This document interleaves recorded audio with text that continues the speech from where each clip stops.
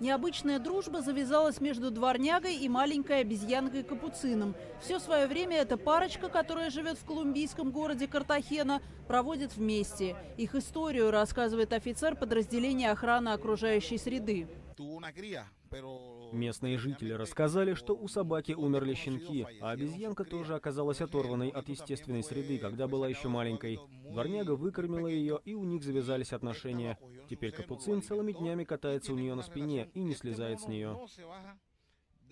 Беда в том, что обезьянка в какой-то момент стала слишком агрессивно реагировать на людей, которые подходили к ней или ее приемной маме. В результате жители города вызвали полицейских. Теперь зоологи решают, что делать с хвостатыми друзьями. С одной стороны, капуцина надо выпустить в лес. Однако многие опасаются, что после городской жизни его не примут сородичи. Другие специалисты считают, что разделять парочку нельзя. Слишком они привязались друг к другу. Но и тут обезьянку подстерегает опасность. Браконьеры. Стоимость зверя на черном рынке может достигать 4,5 миллионов колумбийских песо. Это примерно 87 тысяч рублей.